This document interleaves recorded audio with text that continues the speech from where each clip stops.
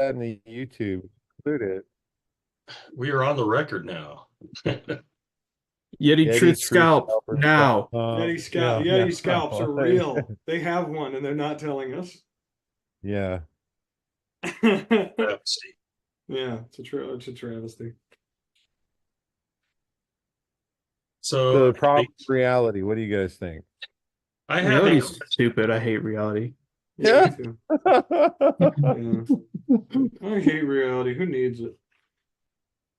I have a question that maybe Chase can clear up really quick. I don't know. This is kind of in the middle. Um, this is at the bottom of Heidegger 206, which is on Standby 198. I don't know what it is and any other one, but like right toward the bottom of Heidegger 206.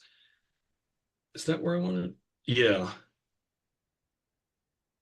Um, so it's the last paragraph on Heidegger 206, the last full paragraph, talking about the problem of reality, blah, blah, blah.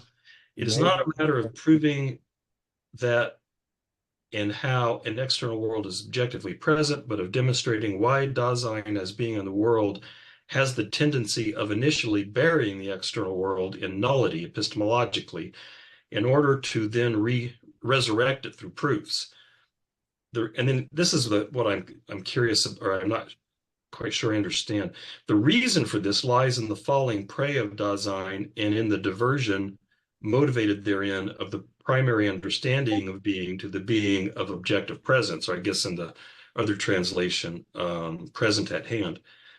If the line of questioning in this ontological orientation is critical, it finds something merely inner as what is objectively present and all alone certain.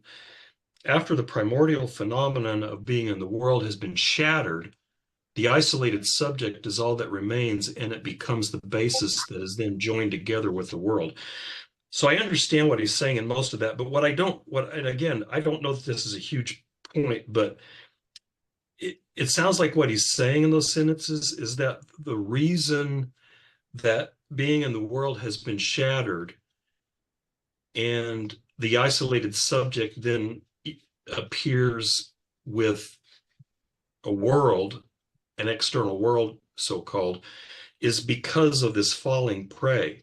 And what I don't understand, it seems like he's saying that it's the falling prey that, which he's talked about a lot before, is what shatters this being in the world and gives rise to this extensive experience of the world as just a bunch of objectively present things.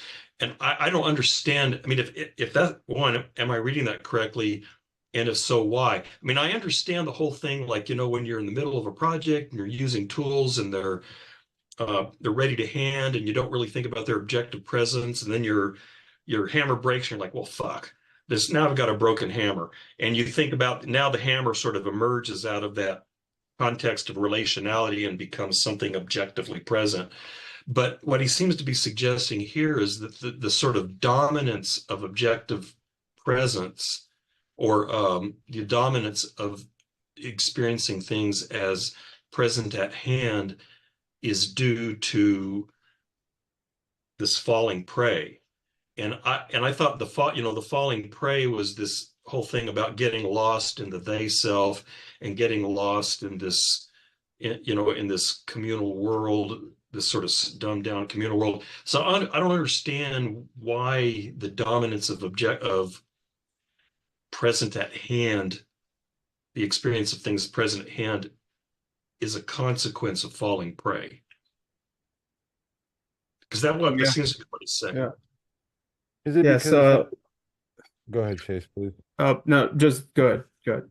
No, no, I was just thinking like are Cartesians is he saying like it's when I think falling prey, like I'm not thinking about like the function or the purpose or the service of objects. I'm just ingrained in the functionality of being. And that becomes so commonplace that I tend to think that the functionality becomes an object rather than actually participating in a project. Like it's real easy to see it's Dasein, object is hand, and presence is hand. It's like when we start delving into the they self, they self, I read that as when we start participating in the they self and in this wavering mode of authentic and inauthentic being, we tend to confuse concepts and projects which are really presence at hand with objects at hand because we're so used to it. Like the whole, walking down the street and not feeling my shoes underneath the sole of my feet aspect. And when we do that, we tend to think that's a certainty, like, and we want to boil everything down to an essence or an object, and then we're starting our metaphysical standpoint from like the wrong direction altogether, maybe. I guess I'd add that I don't think falling prey and the fallenness is restricted to like our relationship or association with the they and das Man. I think fallenness like has to do with a lot of things, including like fleeing to entities within the world. Um, and I think within that kind of like fleeing to entities within the world, I think there's also the taking of the self as an entity within the world, as opposed to maybe like as Dasein. And I think that falling prey, that which I kind of associate with the fleeing, the kind of like anxious flee from this. It's a flee from being in the world. But Um, the fleeing, if I remember right, wasn't it fleeing from our thrownness, fleeing from sort of the arbitrariness of things or something? I mean, what is it we're fleeing from? I thought it was fleeing from our thrownness Well, it's Dasein is fleeing from itself and from itself. its being, which includes its thrownness. and I think So, fallenness is that fleeing, is it not? Could it be that he's trying to tie but everything back to care? Like when we care about something, it produces dread. And when it produces dread, we want to avoid it. So we want to escape into they self. And that's when we start tending to objectify everything, like, or look at things from like an essence or object standpoint. So we don't have to participate in care because it produces dread. yeah, so what fallenness is the fleeing away from the fundamental attunement of anxiety and Dazein's own uncanniness or not at homeness. It flees into a comforting, tranquil home, which then is has all the they self along with the other aspects of all the stuff he goes into. Um, So why does that flee? I mean, so that I thank you for reminding me that because I kind of so why does that fleeing from that attunement of anxiety? I got another question, but I I'll hold off. Why does that then precipitate this sort of experiencing things as objectively or present at hand? Yeah, I think he's trying to say like we're approaching it from the wrong metaphysical perspective. When we approach metaphysics as an observer, where like we're isolating everything in a vacuum, we tend to look at everything as an object, but the self that is the self can't participate in that. So we have to start from the aspect of care, I think is what he's trying to lean towards. Is like when we look at our when we participate in like, I don't know how to describe this. I'm thinking about it as I go along. It's like when we approach it as the problem of being in and approach it with like the standpoint of care rather than the standpoint of like, because like I think that's how he's trying to solve the mind body problem. I think he's trying to solve it by saying the metaphysical standpoint of just like seeing everything in a vacuum and objectively making statements about objects. It just completely disfactors what it means to be human or experience the world as your own particular, expression of Dasein. But I think he's trying to like say the standpoint needs to be what we care about and what we're fleeing from that's associated with that care. Or at least it seems to me, I don't know. It seems like he's laying the groundwork for like I want to fundamentally change ontology rather than approach this from like a pre-established Kantian system. Yeah, so I think that's right as a characterization of kind of like what he wants to do. But then it's kind of okay, I think I get Nev, your question is, well, how do we get there, or how do we get to the opposite of what he wants from fallenness? So he's got this President Hand thing. How do you get there from fallenness? What is that genesis of that? So I Yeah. think I think the best way to explain that is so the fallenness, it has that tripartite kind of thing going on. Okay, so Dasein, it's uh three existentials is well, oh God, am I gonna mess this up? Attunement, discourse, and understanding. Okay, and then the fallen uh versions of those, idle talk, curiosity, and ambiguity. So if you look at all those, you can see that there's a tendency there to have a present at hand interpretation of whatever the object of that thing is. So for idle talk, this is a way of taking discourse and turning it into present at hand assertion, and that's what ends up circulating in the public interpretation of the they self. So the public interpretation is this kind of gravity that pushes everything to be uh, uh, exchangeable in terms of the present at hand, because that's what enables it to pass in this mode of communication that can go to everyone. Uh, so idle talk is a way of kind of breaking apart language into just these assertions, uh, gossip, hearsay, and then having them circulate along with also curiosity is this kind of like pure seeing that is, I mean, if you think about, okay, social media is a great example of this stuff. You know, what is being circulated on something like Instagram? You're taking pictures of something, that's curiosity.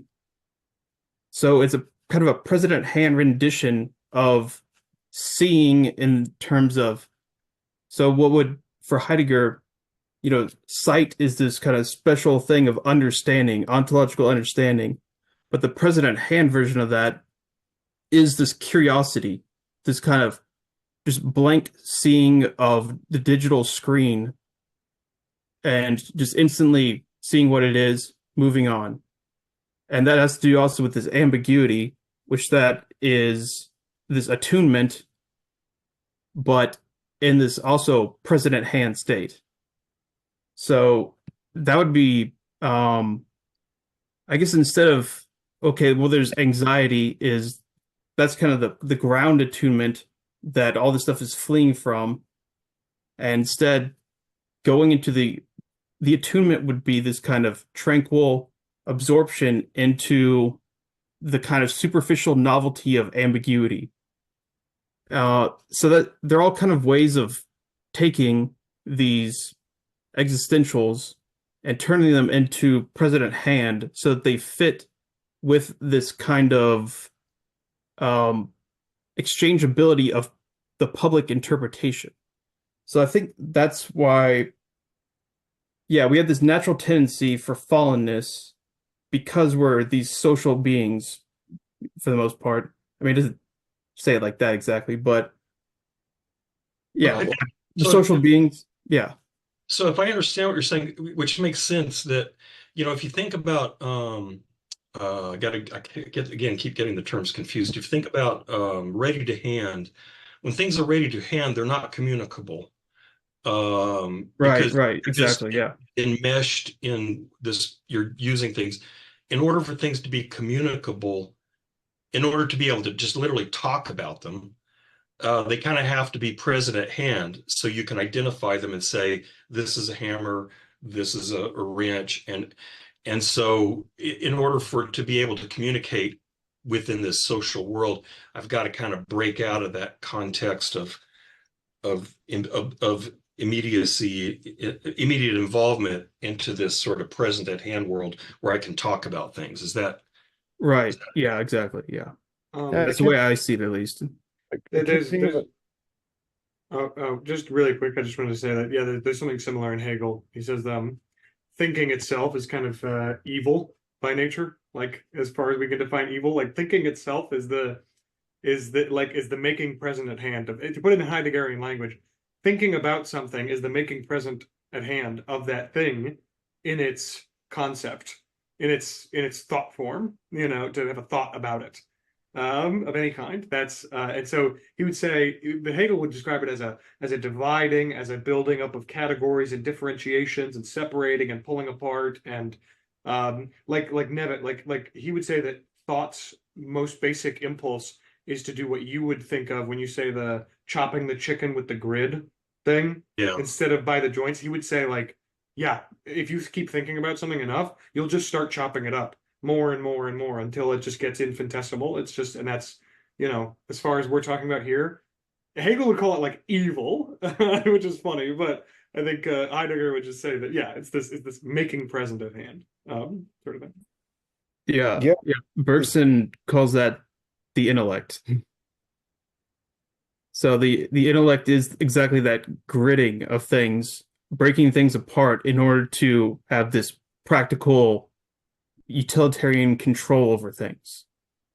So, and I think that's the same thing that's kind of what's going on with this present at hand is that, you know, it's true that even in the most, fallen state, we're still immersed in this background of the ready to hand, these context of significance and meaning. They're still the ground of the present at hand. They're more ontologically fundamental. But when you have, it's that what you're really paying conscious attention to is going to be, for the most part, it's going to be that present at hand aspect of things.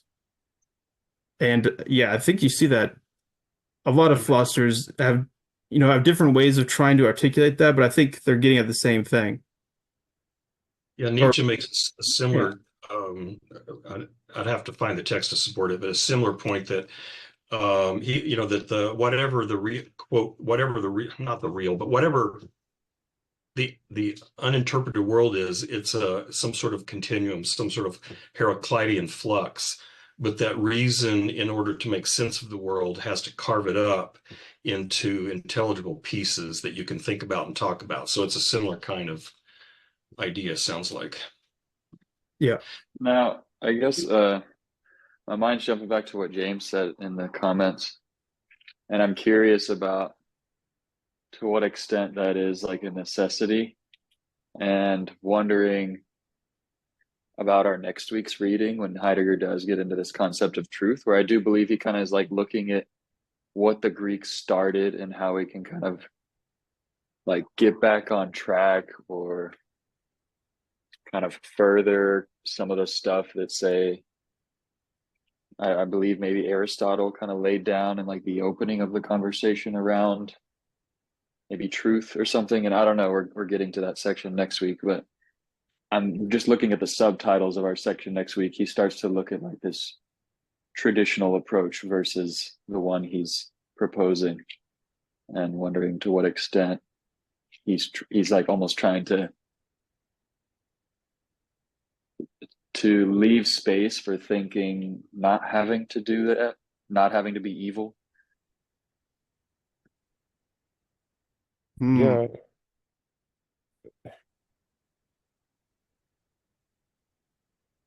I was going to make a comment also about anxiety because of what Chase had said earlier.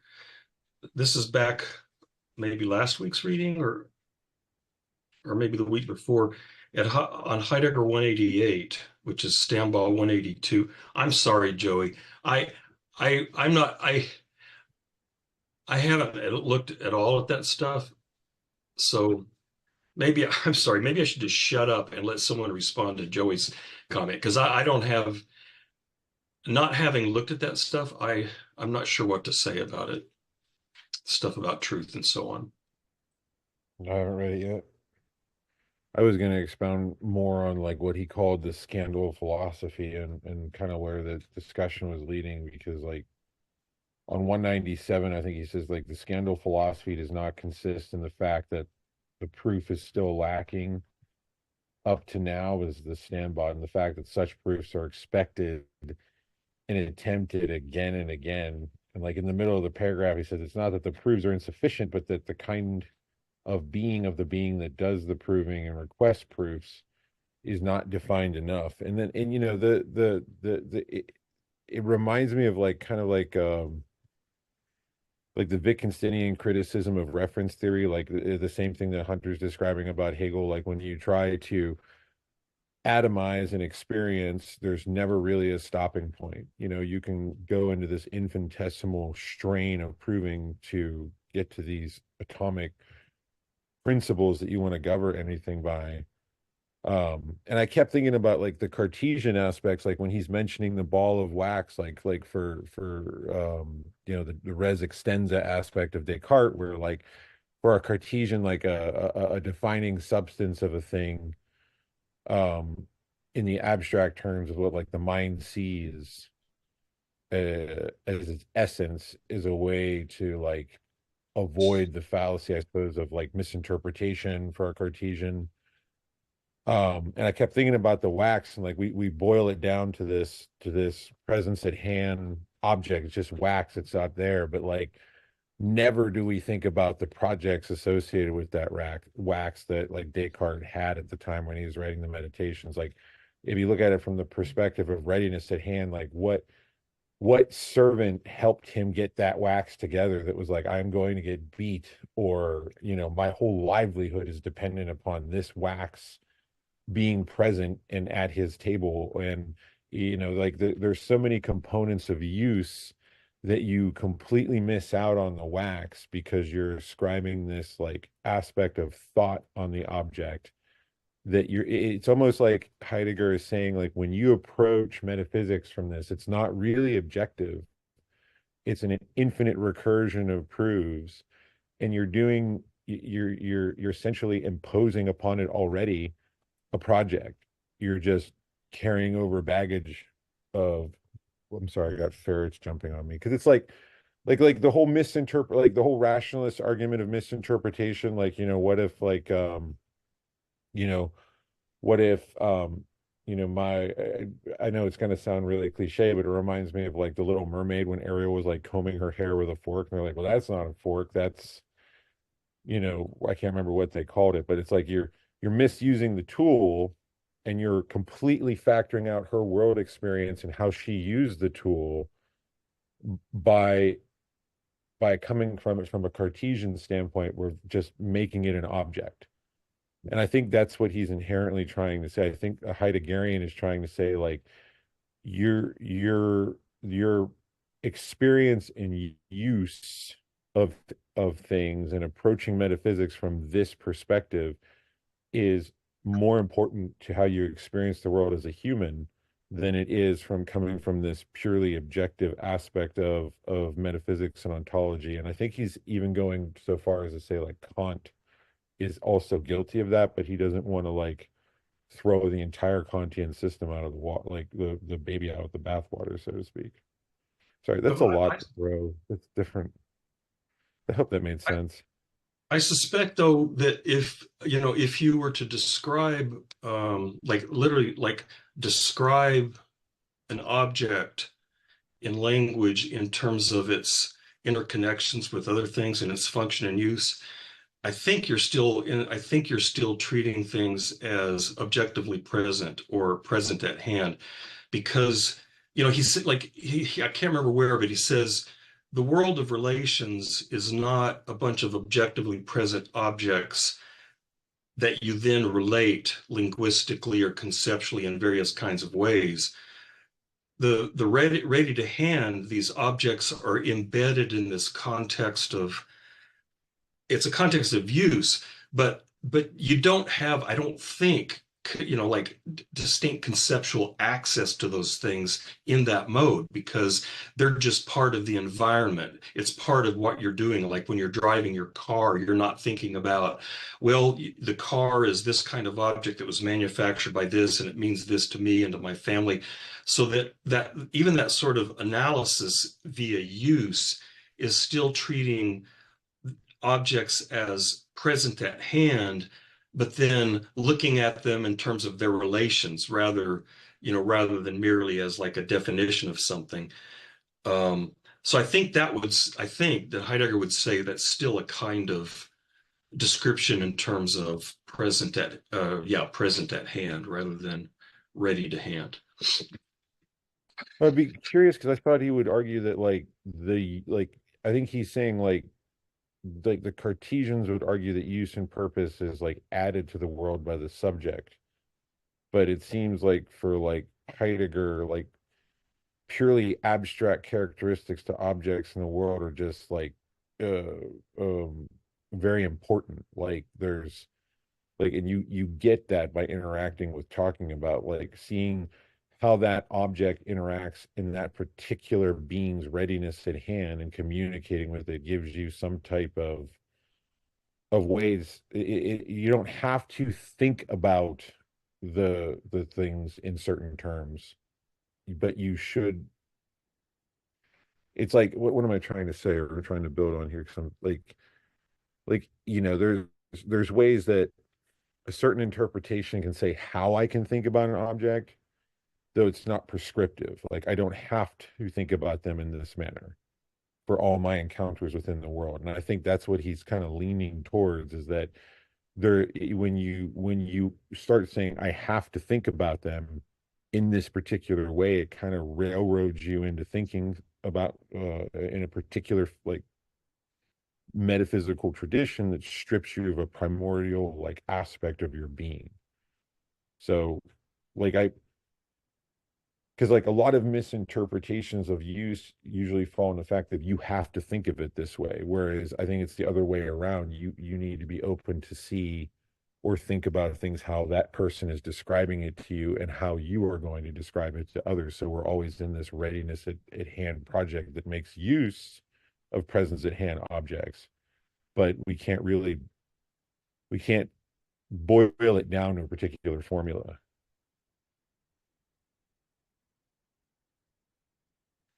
But I could be reading it entirely wrong too. Uh, in terms of the scandal that he's talking about, the scandal of philosophy, and you know how that would compare with Descartes and Kant and whatnot. I think there is an element where it would be something like a okay, so the problem that he states, I think, is pretty clear that all these philosophers treat the starting point as this present at hand subject, and then they try to go from that to this present at hand objective reality of the external thing. And he's saying that already has so many ontological interpretations, presuppositions built into it. And that's why it's so difficult to, or I think basically impossible to actually solve these things definitively, to offer the requisite proof for them, is because they start off with the wrong terms already. And I think there's an element where he's saying, okay, well, not only in order to treat these things as purely present at hand, I mean, not purely, but for the most part, present at hand. You know, Descartes, the subject of consciousness, something present at hand. Okay. But he also has to ignore Descartes, this ready to hand element, as well as all the other things that go along with that. So, you know, the wax. It would, I think, Joseph, I think you're right to talk about. Yeah, he probably doesn't have so much like a conscious. I think the thing is, yeah, that he doesn't have a conscious project in mind when he's looking at the wax and thinking about it. He's just seeing it as extension primary, secondary qualities, things like that. But what about the whole context of why he's even engaging in this? Why the hell is he doubting and thinking and trying to prove the existence of these things? That requires something of a context. So I think there's an element where there's that ready to hand element in terms of not only things within the world, the equipment, and also the Dasein, the Mit-Dasein, uh, being with others, this thing is also something that is ignored in trying to formulate something that is present as this isolated subject. So that's ultimately what he's going to say instead is that, well, really the world is already given with Dasein, and Dasein is the person who's asking any of these questions anyways. So that's really what needs to be done. The other approaches aren't specifying the ontology of the terms they're using. They're instead dealing with these, epistemological questions, and then from that trying to specify the ontology of what the hell they're actually talking about afterwards. So I think, the problem of the external world, they're trying to figure out how does the subject have access to the external world. And it's kind of like after that, after they come up with some theory about that, then they'll have a theory about reality based off that. But it's already so I think he makes a good point that this is definitely backwards. That in order to figure out some question about whether it's even a good question or not, you need to already know, well, what the hell do you mean by reality? What is this real of? Yeah, I think that's the point he's making. Yeah. Yeah, I think the main point of that section is that that Dasein is already, as he would say, primordially always already in a world. That is Dasein. Dasein is already from the very get-go in a world. That's what Dasein is. And then this notion of an isolated subject and external world are derivative modes of being that emerge from that, but like you said, in order to ask what is the subject's relation to a world, you already have to have a concept of a world. Where the hell did that come from? Well, he would say because prior to asking that question, Dasein was already in a world. So it's like, I think he's saying it's kind of like an artificial question because this notion of an isolated subject is a sort of secondary problem that emerges from fallenness. Yeah. I want to add too that how do we get to the outside world from the inside of the world? I think it's presuming, and the whole like idealism, realism conversation, like it's presuming that like, well, we know the subject exists. We know I exist, where kind of Descartes' starting point. And calling into question like, oh yeah, to what extent can we say that the external world exists? But I think Heidegger's question is just like, wait, like, what do we even mean when we say the subject exists? I see him kind of asking that question. It was like they haven't asked that question. They kind of assume that we even have a starting point, without having asked like, what is this that we're talking about at our starting point? The I am. Yeah.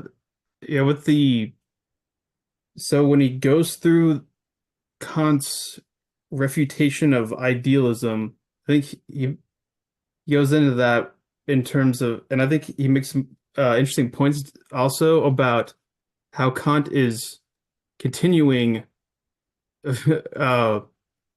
really pretty explicitly Descartes' thing on exactly those points, where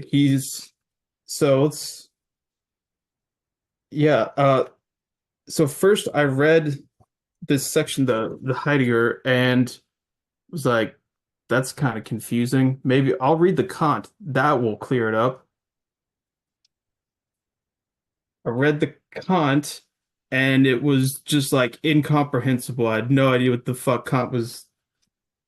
It seemed like totally like, oh, there's consciousness of this thing, and there, yeah, in order to do that, you need time determination of consciousness, and I experience that inside, and therefore there's objects in the empirical world. And I was just like completely confused by what the fuck Kant was like, how it was an argument. I couldn't even really discern anything about it. So I then read the thing you put on Discord, Nevit. That was helpful, but then it was still also confusing because so it stressed that Kant's point is that you have these kind of causal determinations, and that's the time determinations, and also the same way that I'm conscious of myself as having this certain succession of moments in time based off memories and whatnot, which like Kant doesn't say really anything like that, at least in that section. So that's why I was very confused, even though that at least made some more sense to me, that it's talking about, having some kind of ordered succession of time in the outside world and also inside in terms of memories and whatnot. And there has to be some kind of persistence with that, but I'm conscious only of the change that occurs with that. And so I read that, helped a little bit. Then I reread the Heidegger, and that's when it finally kind of clicked. And I realized Heidegger actually does a really good job of explaining what Kant is saying and what's wrong with it. Which is, well, I mean, so the thing, so Kant is trying to prove the same thing that, the problem of the external world. So starting off with the isolated subject or the in me, and that's how Kant does start. He says something about I have empirically given experience of myself within time, as determined by time. And that's how we start off with. It's like, what? Okay, okay, That sure. that kind of puts the self in an isolated vacuum then. Yeah, And exactly. Yeah. that's what like to me it seems like he's saying that like Kant's doing the same fallacy of Descartes then, because like it's like what Nevitt was saying, the self is already in the world. And he seems to be saying that we shouldn't start philosophy at its core from the problem of reality, but should start at the problem of existence itself. But I don't think that's quite fair to Kant. And I mean I don't disagree with Heidegger's analysis, but so for Kant, there is the world of empirical experience. That's all we have access to. And so for Kant, that world of empirical experience includes inner experience and outer experience. And the refutation of idealism, I don't think it's trying to prove the objective existence of an external world. He's literally trying to refute idealism, like Berkeleyan idealism. And so because on his view, Berkeley would say that all of reality is inner. All of reality is inside my mind. It is all literally inner. There's nothing but inner. And this is an inner perception as well as my internal mental states. That's what Kant's attacking. I mean, it's literally called refutation of idealism. And So, he explicitly is trying to refute Berkeley. So what Kant's trying to do in the refutation of idealism is just show that his view of empirical experience makes a distinction between inner mental experience and outer empirical experience. I think that's all. He's just trying to say that the empirical world, because remember Kant calls himself a um, a transcendental idealist, but an empirical realist. And so, on Kant's view, the empirical world, by definition, is the real empirical world. I don't think he has a question about that because he, like I said, he says, So, I am an well, empirical realist. so he makes a distinction between two different types of idealism. He talks about dogmatic idealism. So that would be where it is okay. So first he starts with material idealism, which has these two subsets. And that is the theory that declares the existence of objects in space outside of us to be either merely doubtful and indemonstrable, or else false and impossible. So the And that's former is probably, the problematic idealism of Descartes, and then there's the dogmatic idealism of Berkeley. And what the refutation of idealism uh, is attacking is that problematic idealism of Descartes. So Descartes says that it's doubtful that the existence of objects in space outside of us is doubtful. So and there's so what he's saying is we need a proof, and that's what he proclaims to do is offer a proof of the existence of objects in space outside of us. So and he says that Descartes' position, problematic idealism, would be the best thing absent of that proof. So if we didn't have a proof that um, there's objects existing in space outside of us, then we should believe what Descartes did, that it's doubtable. We need some kind of a sufficient proof that offers us a decisive judgment. So and what he thinks is the scandal is that that hasn't been done. So that's what he does or proclaims to do. So he's really going after Descartes, which is kind of confusing because he's usually not considered an idealist. Where Berkeley is the ultimate idealist, really. well, some I Um, think he's yeah, also kind of going after Kasser a little bit at the time, right? Like he's trying to refute like the tradition, like he's not trying to completely throw out the Kantian tradition. Like I keep getting reminded of his debate with Kasser at Davos, or Davos. Like I think he's saying that there's something to be gleaned from Kant, mainly in that, Kant's process was looking for a perspective of nature, and that reason itself has to be like analyzed before the natural world. Like what are we reasoning about? Like I think he's trying to say that, but he also wants to kind of like shift it from like the problem, like the mind body or the problem of reality, to the problem of existence itself. yeah, I think the kind of the positive relation that Heidegger wants with Kant, you can um you'd see that in his comments about idealism, where and also well, realism too. He goes through and says, what he likes about realism, what he doesn't like, what he likes about idealism, what he doesn't like. And then what he says about idealism is uh, what he likes about it is that it's transcendental, basically. So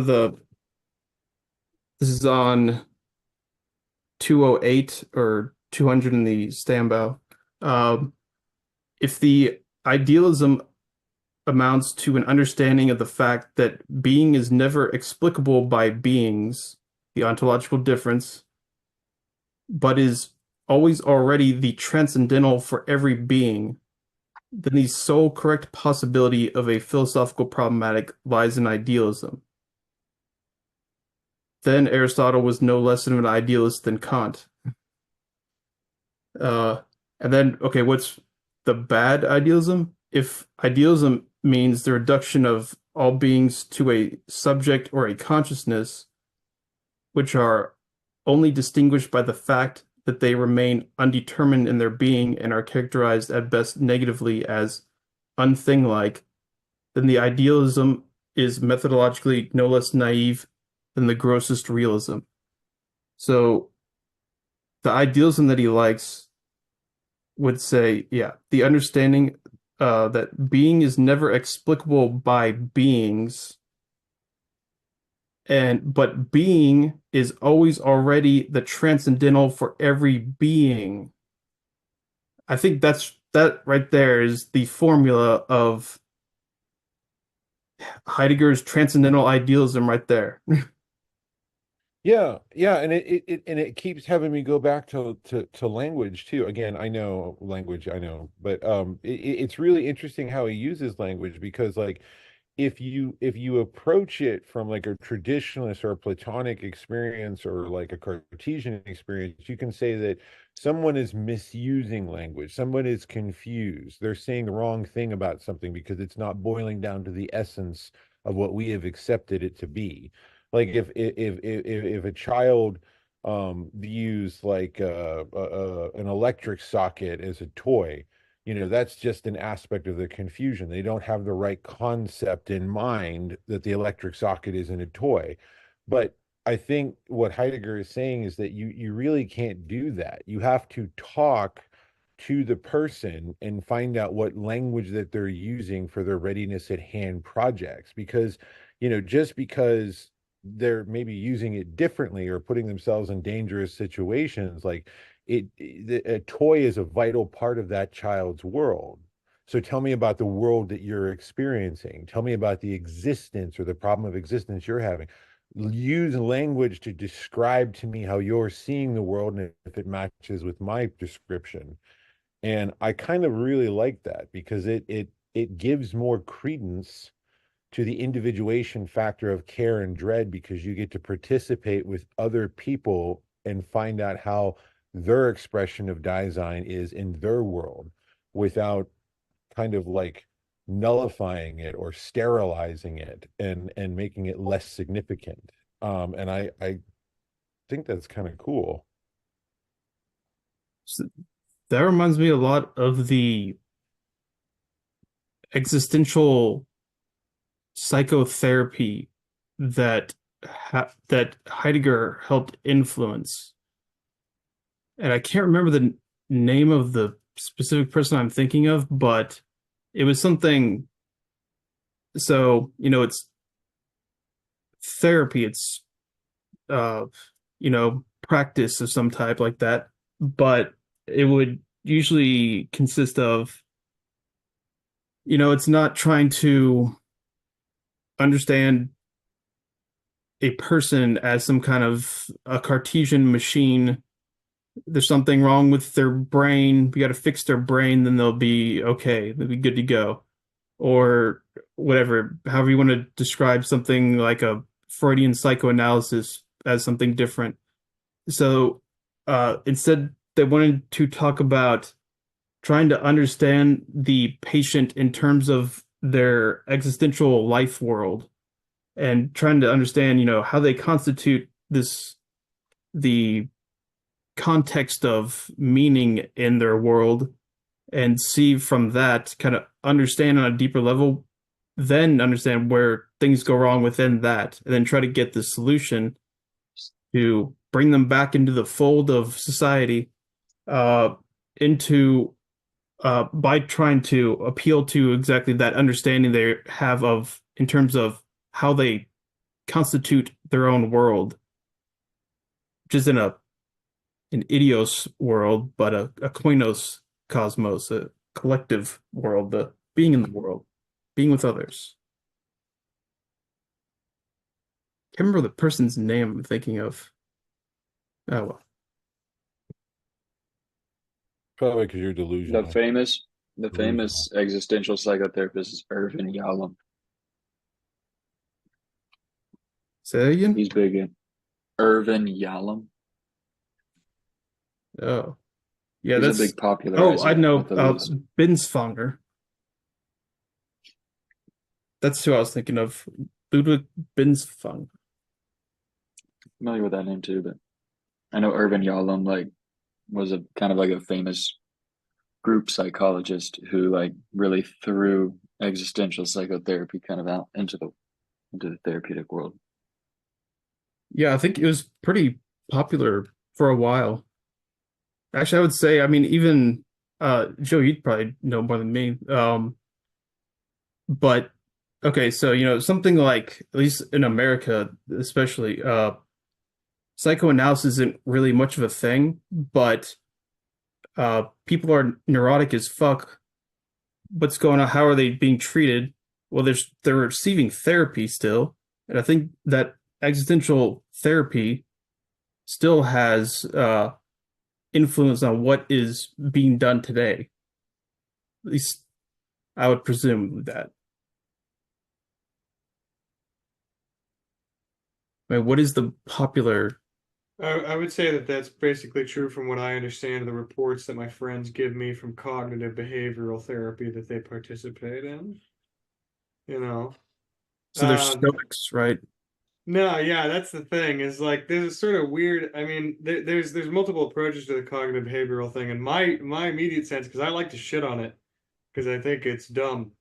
And I think like, you tell a cognitive behavioral Yeah, you therapist like, would, Mr. Lacanian. You well, would. yeah, Like, if you whisper if a cognitive behavioral therapist whispers the word unconscious into the mirror 3 times, they turn around and a big scary like Marcusa is looming yeah. I over mean, them, ready to ultimately, rip their that's what skin off. objet is, right? That's what it Yeah. is. Well,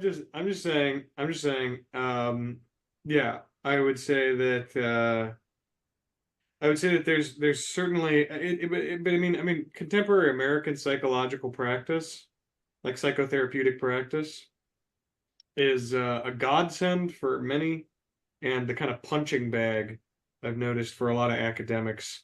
So I would say that anything that I could say about the way that Heidegger, that Martin Heidegger would disagree with some of the principles and practices of 21st century American psychotherapy, I feel like that'd be obvious, but but they are many, or at Yeah. least So several.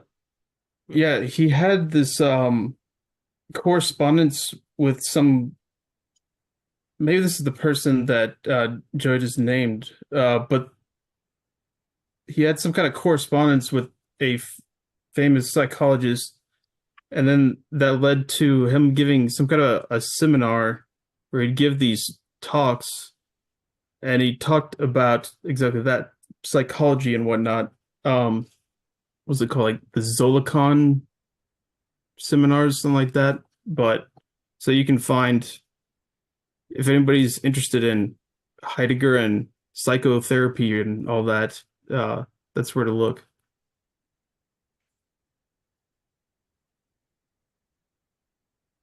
Why don't they just teach people Kant in psychotherapy? Yeah. So Yeah. then Kant, people will be Lacan, well, okay. So my thinking is Heidegger, all three. okay. So I have this Discord buddy, and he's a pessimist, and we have to debate the consequences of this. But from a pessimistic perspective, I think if life is negative, then you want people to commit suicide, basically. So if we force Kant on people, that will increase suicide, and that's good from a pessimistic perspective. Flawless logic. Okay, excellent. Yeah, absolutely. 100%. I think we should have them read the first part of the beginning of the myth of Sisyphus, but only give them the first part, Yeah, where don't it's let him read the whole thing. Yeah, like life that's is fucked simple. up, it's really bad, suicide's the answer, and then just God. don't let them read any further than that. So I wanted to ask Chase about this. Earlier, Joey and I were in the chat tossing around this question again about where does this what's the genesis of this problem? And I was looking at Heidegger 188. It's on 182 in the Stanbaugh edition, where this is when he's talking about anxiety. Because Chase had mentioned this before, and in at least in the Stanbaugh, the second full paragraph on Heidegger 188, he says, that about which anxiety is anxious reveals itself as that for which it is anxious, being in the world. The sameness of that about which and that for which one has anxiety extends even to anxiousness itself. For as attunement, anxiousness is a fundamental mode of being in the world. And then there's an italicized sentence, which means I should probably read it, but I'm not. And then right below that, he says, anxiety individualizes and thus discloses Dasein as a solus ipse. This existential solipsism, however, is so far from transposing an isolated subject thing into the harmless vacuum of a worldless occurrence that it brings Dasein in an extreme sense precisely before its world as world, and thus itself before itself as being in the world. And so what I was wondering, and there's that second to last sentence in the paragraph makes this interpretation problematic, but that so that when Dasein flees itself as being in the world, it flees itself as being, embedded, thoroughly embedded in this world, in this ready-to-hand world. But when it flees itself as being in the world, that's what sort of breaks it out. That's what sort of is the point that sort of breaks it into this thinking of itself as an entity that is distinct from its world. Because like he says, that's how the world comes, you become aware of the world as world, is through this anxiety. Then suddenly Dasein is faced with the world as a world. But then I'm wondering if it's that experience that then simultaneously makes it possible for Dasein to experience itself as a subject distinct from that world. That maybe, maybe anxiety is the ultimate impetus of that, breaking away from being in the world. That one sentence, though, seems to be problematic. This existential solipsism, however, is so far from transposing an isolated subject thing into a harmless vacuum of a worldless occurrence that it brings Dasein into, so on. But what I'm thinking is he's saying is it doesn't this experience of anxiety doesn't really generate an isolated solipsistic soul, because that can't actually happen. It doesn't really do that, but it produces this illusion, in a sense, that this consciousness is now somehow distinct from its world, rather than being so sort of co-defining. So anyway, I'm wondering if that's if maybe the sort of initial impetus of this objectifying of the world is exactly like you had said way back when, is this anxious fleeing from itself as being in the world. That anxious fleeing is kind of what pops it out and gives it this artificial sense of being distinct and facing a world, just like a subject now facing a world distinct from it. So I think it's the way the fleeing works with anxiety is okay, so initially Dasein in itself is uncanny and anxious, and then from there it flees from that into the world of entities, the ready to hand, really. Or not really the ready to hand necessarily, but it flees into this fallenness.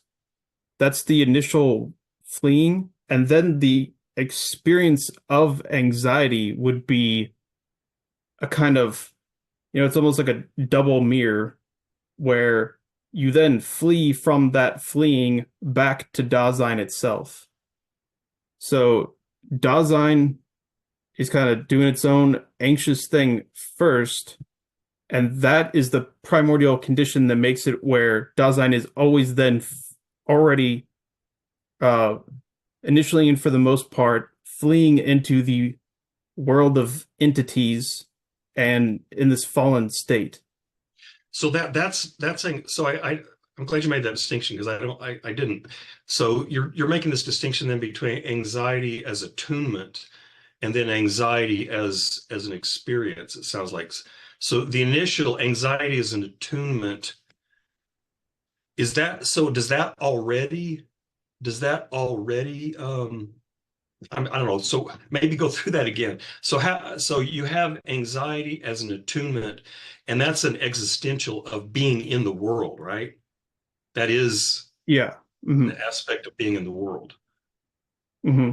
Yeah. So I think they are distinct. That what he's talking about is this kind of phenomena of anxiety. That's where you experience the fundamental attunement, but you experience it as a mood ontically, where you may have never really done that before. So it kind of makes it ontically clear to you as in this Heidegger special kind of idea of individuality, at least. Uh, it kind of clarifies that's your existential state of anxiety to you, where initially that is your state, but for the initially and for the most part, that's your state that you're already fleeing from, and usually that's what you are in this fallen state is you're anxious but fleeing from your anxiety constantly. So But to be able to be brought back from that and to see that you are anxious and fleeing from yourself then becomes that phenomena of anxiety reflecting on itself as anxiety.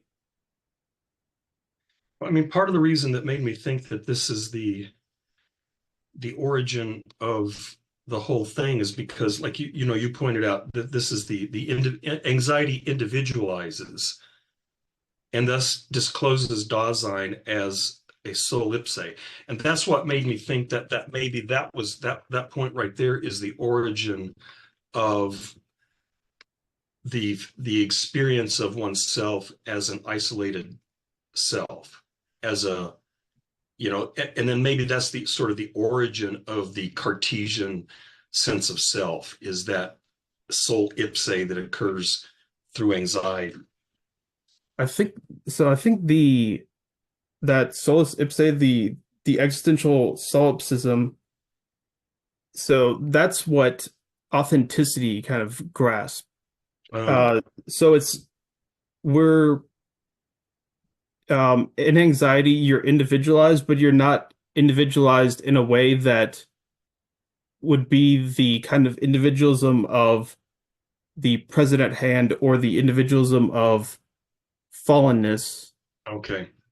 But I think you could say that at least that the the authentic individualism that you already, well, that's not true. You don't already have that because it's a modification, but there's something, yeah, I guess you really don't.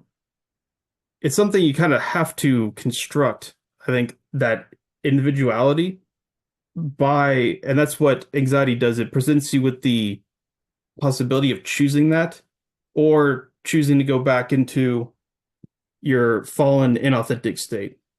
So just to be clear then, that solus ipse there is, I don't know if it's the right word to use, but that's like authentic individuality Right, as opposed to something like Cartesian isolated individuality, as right, opposed to correct. oneself as a present at hand object. Right, right. Yeah, Okay. because so that experience of the existential solipsism would be it's almost to experience yourself as a kind of nothingness. It's to Okay. see yourself that you aren't some kind of, a substance separated from the world, but instead you're actually an openness that's vulnerable to the world. That would be that's more of that, but still something distinct and individual. Okay. But it That's would have to do with your authentic possibilities, which then goes into the whole death thing that he's going to get into. Yes, yes, because it's like the being that being is not knowing another object for him. He seems to suggest that the best way to understand being is to look internally and interrogate our own selves. Like Dasein is a self-interpreting being, one that says I and has a theyness, has a mindness, and that self-interpretation then is in a way its existence. Like rather than interpreting reality as objects or boiling it down to a Cartesian system, he's saying we need to interpret reality as care. And the human experience is not something that can be calculated for him. It's an ever-changing process of self-realization and actualization at different parts of existence, and it's made significant by its temporality. And the existential dread shows us the importance of care. The dread or what we're escaping or turning away from shows us how like what are the possibilities of care, and will is built on top of care. And then there's this singular and group significance of this like short-lived project we call being human. that's that's fascinating. That's really, I mean, that's really cool. That's really cool. Sorry, I don't Yeah, mean. I think it's so I mean one word that triggered me and what you said kind of towards the beginning was that you look internally where and at the self. So I think Heidegger could go along with that as long as if you look internally, you realize that in fact internal means also determined as being in the world. So there would be no internal that's just isolated from the world. That distinction would always come afterwards, based Right. off of, well, this is kind of what we were talking about earlier, but uh, one thing I was thinking about when he's talking about, well, to talk about, something like, say, like a solipsism, or, not even just a solipsism, but Descartes or Berkeley or Kant, and that problem of the external world, you already need to be involved in the world in a very certain way to take up these activities of doubting, of positing things, of being like Kanton, making your own machines for your socks. And so he did, so he wouldn't get the circulation cut off in his legs. But so like what you have to be involved in the world already to do that before. So the problem of trying to come up with this a apodictic proof of it is redundant and not really necessary. So I was thinking one thing is that's kind of like this is, so I think Descartes, you could say something like, yeah, like why the hell are you even looking at this wax and trying to figure this out? It's because you're in a goddamn world. Or somebody trying to organize a conference of solipsists. Imagine this person like emailing these people, be like, okay, we need to all meet. Okay, let's examine these different theories of solipsism. How can we come to an agreement with each other? Like you're already what is going on? Like you already are acknowledging that there's others being with you as you're in a world in order to then like have this secondary thing thrown over of these interpretations that, oh, well, actually, I don't really know. I don't. I am I? Where am I? Who am I? I don't. Yeah. Can we please make that the YouTube video title for this section of Heidegger, the Conference of Solipsism? Like, I Yeah. would, that is the best. That is the best, Chase. That's an amazing analogy. I love that. I just I can't remember where I got that from, but I didn't think of that. I've heard it from somewhere else. Like came up with that? I can't remember. Oh well. So It's yeah, like I didn't. I stole from somebody. I can't remember who.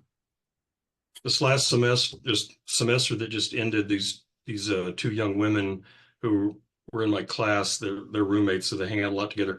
And so they gave me this little cartoon at the end of the semester. It was like a little thank you note. It had this little cartoon of each one of them, and with a little thought bubble above their heads.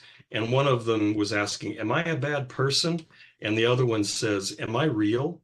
And I thought, hey, I've done my job. She was one of these people when we were going through Descartes. She was like, her eyes started getting really huge.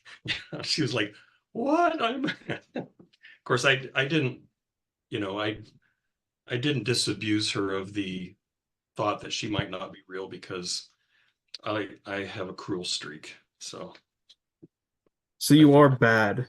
I am bad. You're that demon he was talking about that Yeah, deceived him.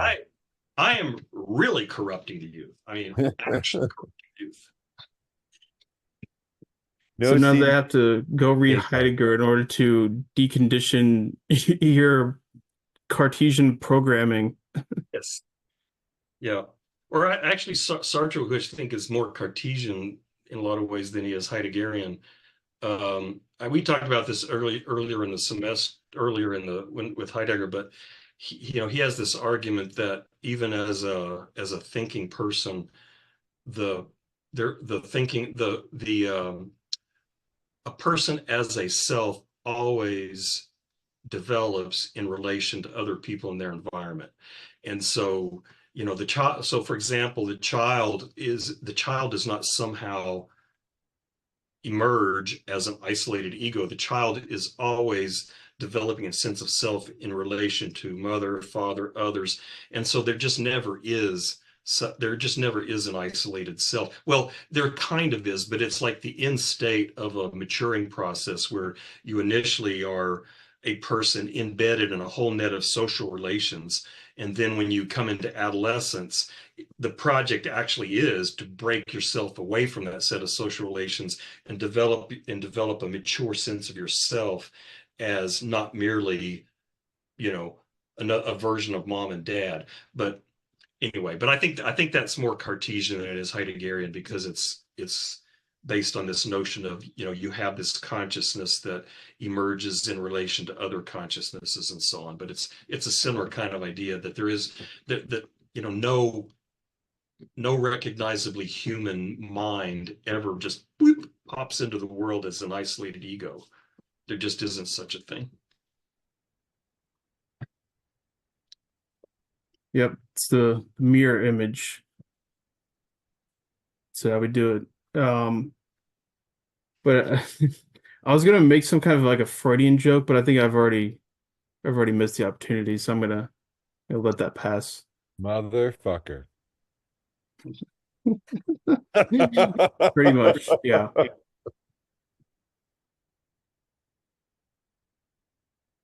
I was hoping we'd get Mr. PBR involved. You have to It's say gonna take. something shitty about Hegel. Yeah, no, look, I mean, we can. There are plenty of things to criticize Freud for, and plenty of things to criticize Heidegger for. We're kind of in like a Mexican standoff. We can put those things aside for the sake of being civil. We're not going to talk about totem and taboo.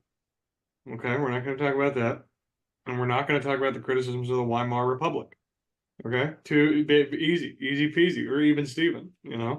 That's what I say. But yeah, I just wanted to, I don't know, just this is actually kind of a really late like that I'm saying this relative to when it was said. But I just wanted to say this. This is a thought I'm just having. Is like Chase, I agree with you on that. On your, do you remember way like an hour ago when you were like, I read the Kant and did not help. Um, I remember I read it. I have some notes here that were like, does this do anything? Is this circular? Does this I don't know. So I really didn't like that. So I'm with you there. But I I realize the sort of, I guess here's a I guess we're kind of answering this. We're kind of already answering this in so many ways.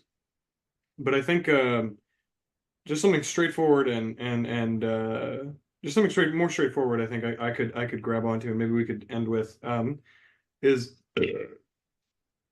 this sort of fall, excuse me, this sort of fall that we're talking about. The like the pull of anxiety and the effect, the after effect of that anxiety and the world as a world which it leaves the subject with after that anxious experience. Um, is it possible? Is it possible for any Dasein? We're already answering this. I know we've already basically answered this, but I just want to confirm because I think I know the answer already. But is it possible for a Dasein to exist or have existed without this fall? Right. No, right? That's what I'm thinking. It's totally constitutive. Um, I think he says that explicitly. I mean, I think that, I floated this idea, I think, on Discord that he uses the word fall to bring in a kind of Christian-esque notion in that it's like a non-ideal state, but unlike the Christian, the Christian story of the fall, it occurred at a particular time, and it was the result of a particular decision. Whereas, I think he's pretty explicit. No, it's just a condition of Dasein. yeah, I would agree with that then. Yeah, I like that. I guess yeah, I guess it seemed kind of open at certain points whether or not but then if it is so, if it is sort of this constitutive element of Dasein, right? What is the what is the desired state in our relation toward like authenticity or something? I know this is kind of maybe now you see where we're like the kind of downstream because it's like, okay, if we're constitutively, it's pardon my French, but if we're constitutively kind of fucked, disconnected from stuff, and we've got this world as world and so on, this post-lapsarian condition, um, do we attain something different as a new state of being? Or is it a return to a previous or more ontologically prior thing?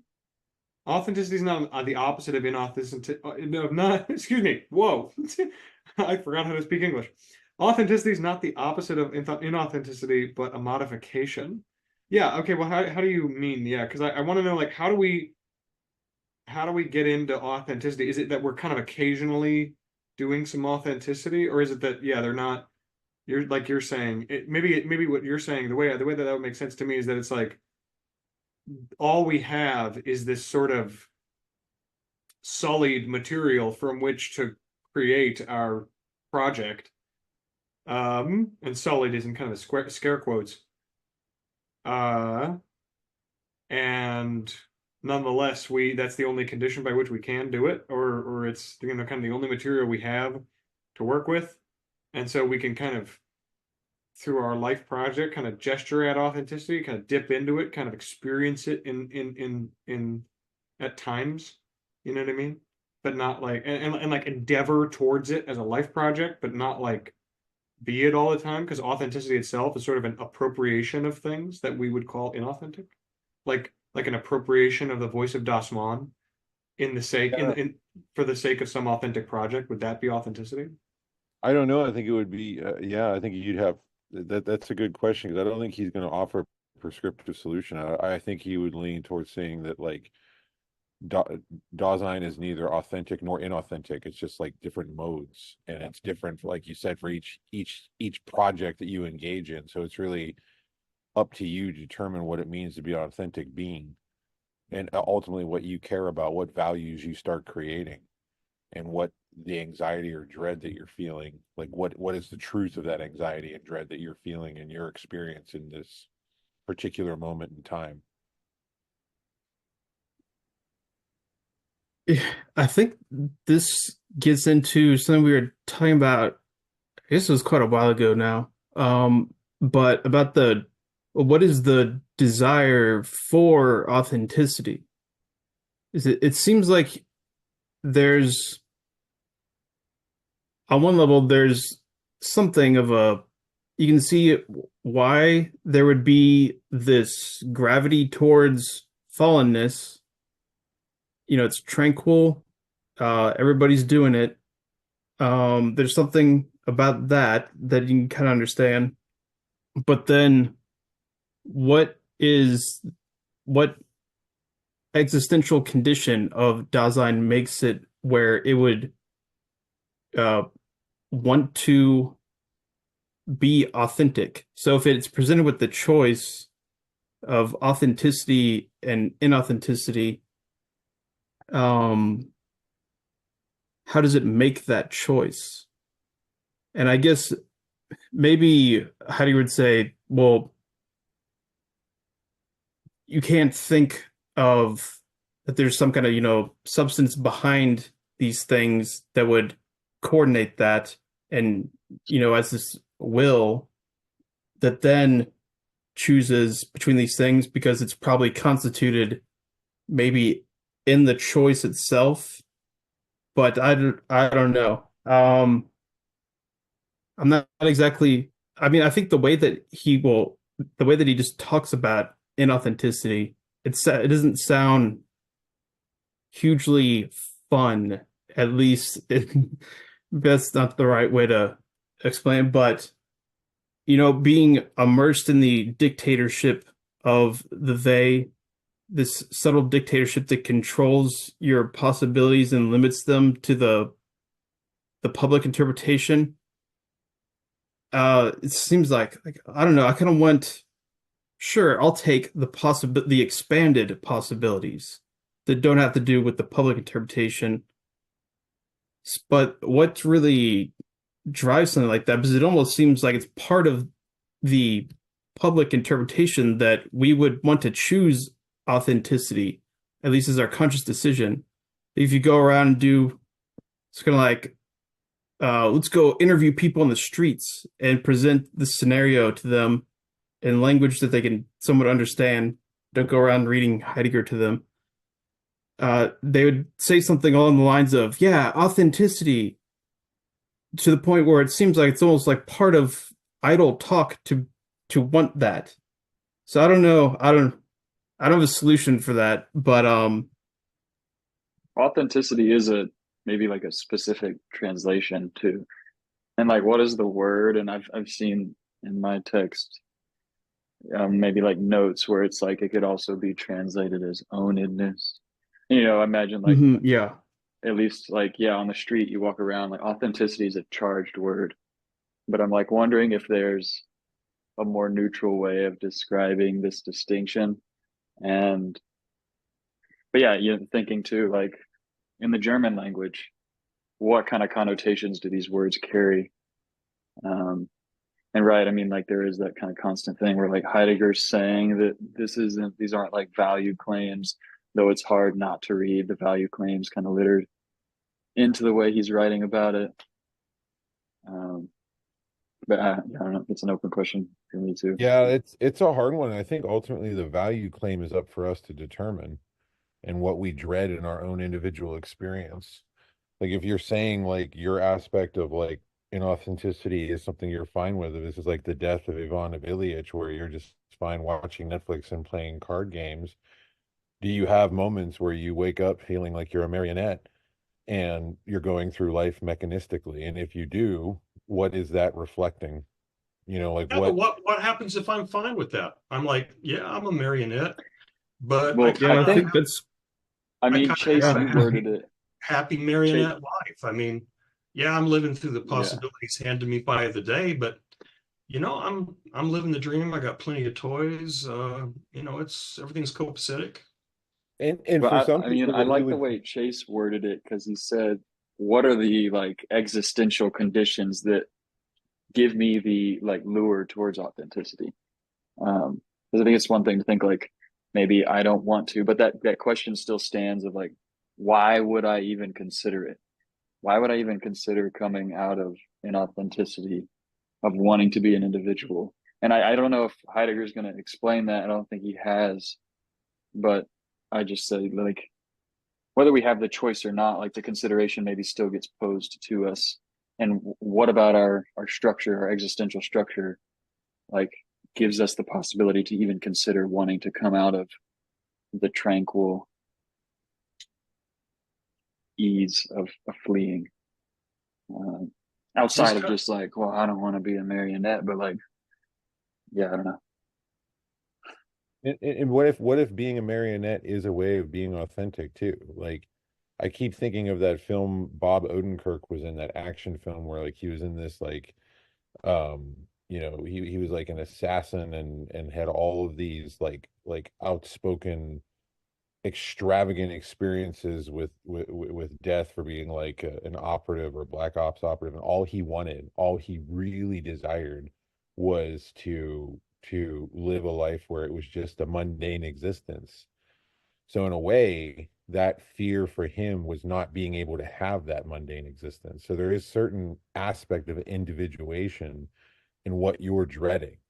And there's no prescriptive solution for being authentic. It's more of what values you champion and want to create at a given moment.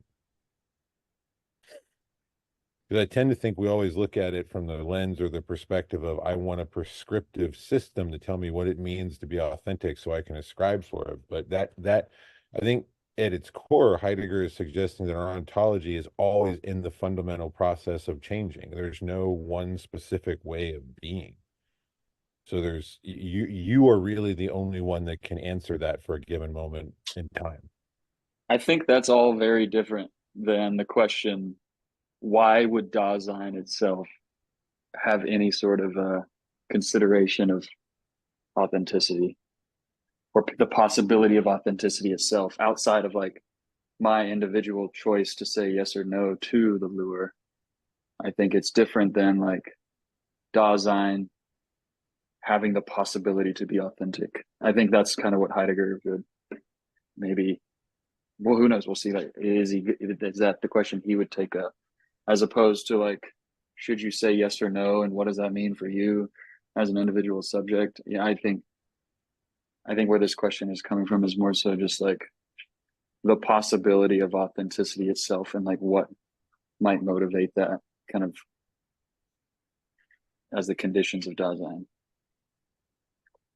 I'm reminded of when I was a young fundamentalist undergraduate, and I was a member of, various Christian organizations, and we were supposed to be going on campus and converting people, which terrified me. Absolutely hated doing that.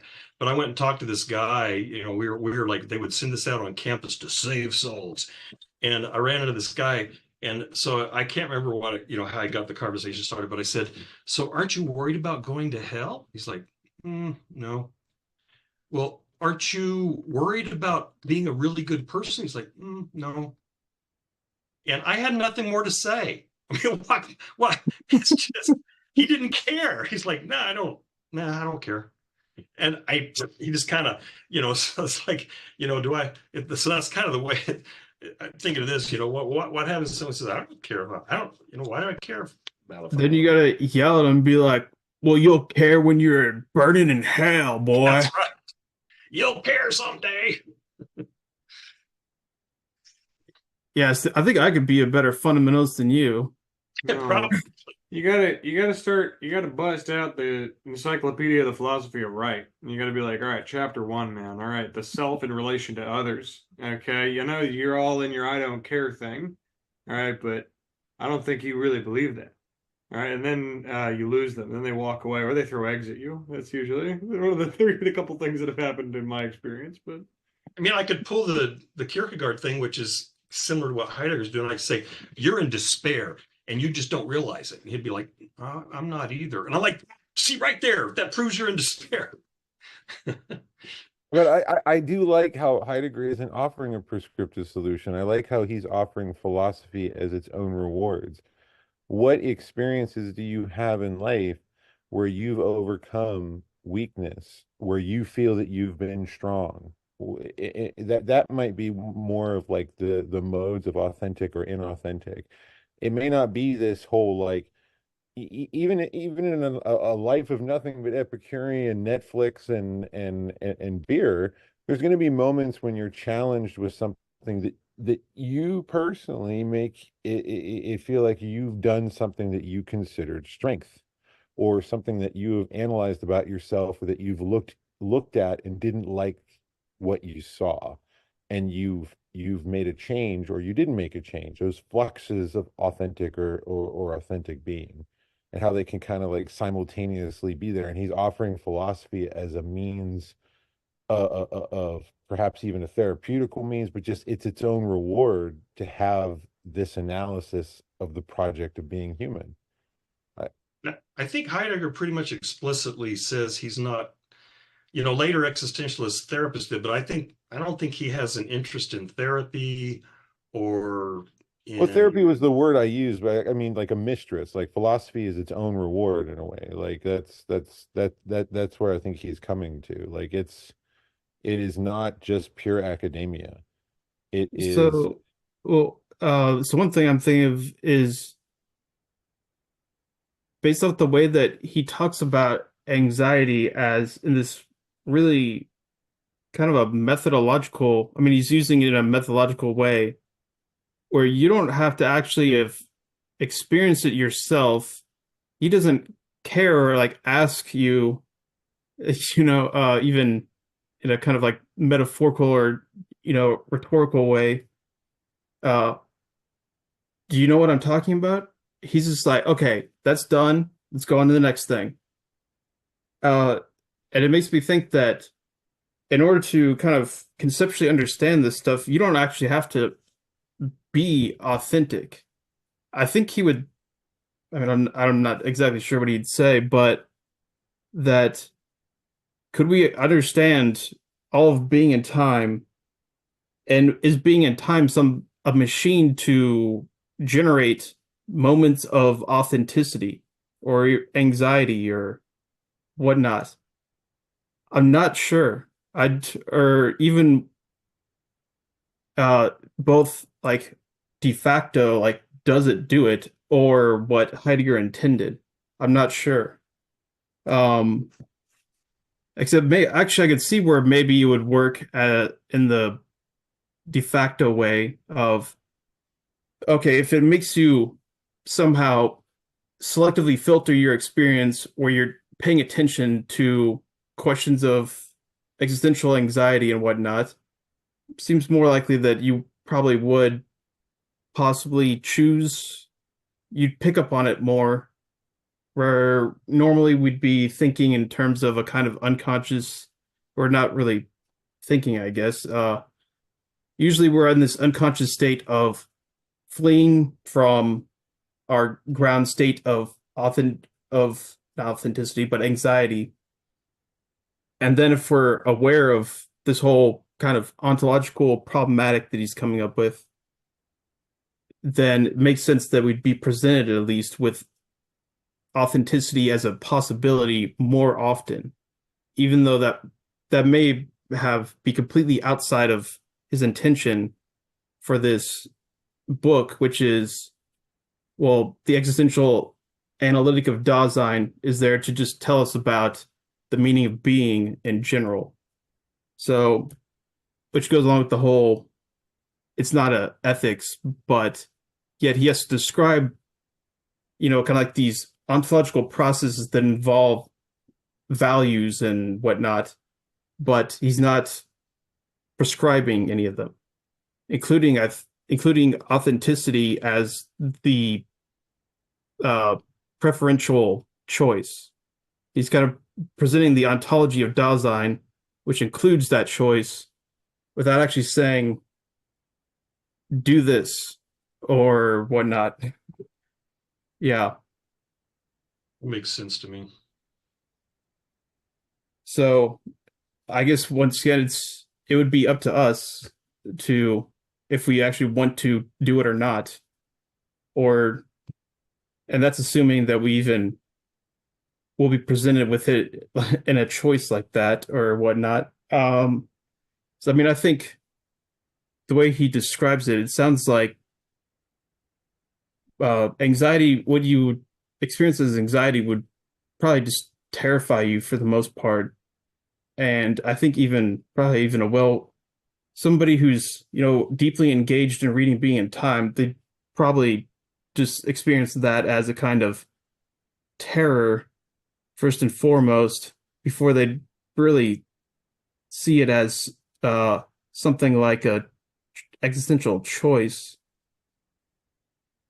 I don't know. I'm just speculating though. Well, that's what we do here. We speculate and then bash each other's favorite philosophers. Except for Plato. Fuck that guy.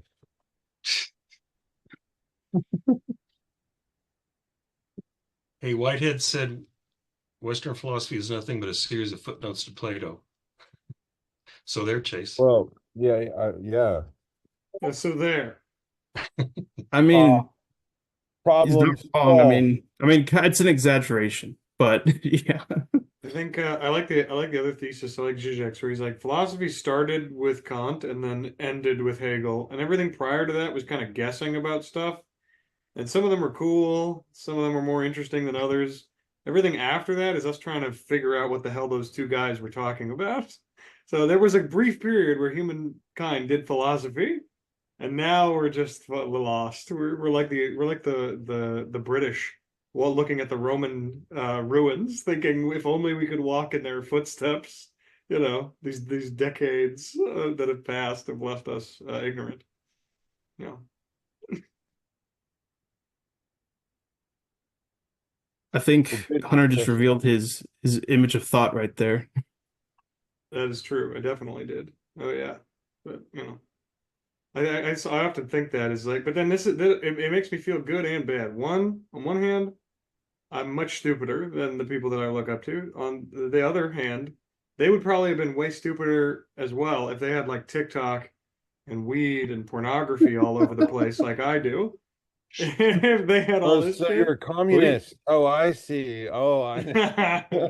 You don't think Hegel didn't look at porn? I I know mean, I'm Kant sure, probably did. but it was probably terrible. It was like the most Yeah. boring thing ever. It was like, oh, why would I yeah, do but that? It's all black and white and weird and kind of scratchy, and it's like a I drawing or bet you I something. bet you Kant was into some really good stuff. Well, I Some mean, some sure, maybe they read some maybe dirty books, written by some guy who like, has never had a kiss before. I'm sure they were probably The into that the, stuff. the Chinaman of Königsberg or whatever. What did Nietzsche call Yes, him? yeah, whatever. The I don't even China. really understand that. I mean, it sounds probably racist, but Oh, definitely. either way, it is still kind of funny to imagine Kant as a Chinaman. Yeah, and out of context, it just is like you're just slanging around these 19th century racial slurs. You're Yeah, just I don't. Nietzsche calls him that. I have no idea what the hell a that means. China I man. don't either. Honestly, it sounds funny, Yeah, and, what if that was it? but Nietzsche was just like, I this is don't a know what it good means. burn. Nietzsche calls him Fucking a Chinaman or something like that. I don't know. Kant strikes me as more of like a subby giganticism kink, maybe, but that's just I'm gonna, like okay, for good next one to end time. on. Yeah, we'll need to get some notes on Kant and his relation to China before Yeah, before our next seriously. meeting. Yeah. Nietzsche and his relation to China. Yeah, what the hell? How China? Well, yeah, okay. The first paper I get is how, and then in scare quotes, how Chinese was Kant? That's just great. Good question. What? It's a good question. Yeah, it's a good question. Oh, I yeah. agree. The Chinese of Königsberg. Okay, well, anyway, yeah, good stuff. Gentlemen, Okay. it's always a pleasure. Good one to end on. Oh, Hey, actually, Mr. I've got a provisional answer. It's by AI. Nietzsche referred to Kant as the Chinese of Königsberg as a way of criticizing his writing style and the complexity of his philosophical system. The comparison to a Chinese was likely meant to suggest a level of inscrutability or foreignness that was often found frustrating. Nietzsche was known for his Oh, provocative and inflammatory language. And this particular phrase reflects his disdain for what he saw as Kant's overly abstract and difficult to understand approach to philosophy. Really? It's rooted in jingoism or in xenophobia? That's So, crazy. okay, so it's the equivalent of kind of saying it's Greek to me. Yeah, It's exactly. like Yeah. it's Chinese to me. Yeah, there's the Been written in Chinese. there are two interpretations. One is him saying, "Well, it's fucking Chinese to me," and then this other really long thing about like Nietzsche comparing the universal morality of Kant to the universal morality of the Chinese Empire at the time. I doubt that one. that's that's one I doubt, but who knows? But so yeah, good research, everybody. Glad we figured that one out. Thanks, AI. We Yeah. could be Twitch streamers. We could be academic Twitch streamers with this level of research. We got Yeah. this. Just don't put your eggs in the TikTok basket because sounds like Yeah, that because way. that particular guy in Königsberg is apparently planning on pulling the plug on our TikTok feed, you know. Yeah, yeah. Anyway. Well, this has been Yep. yeah, this is getting sillier and sillier, so maybe we, you Yeah. know. Oh. Night night. Yeah, Right. all right, everybody. night. It's been really good. Good night, everybody.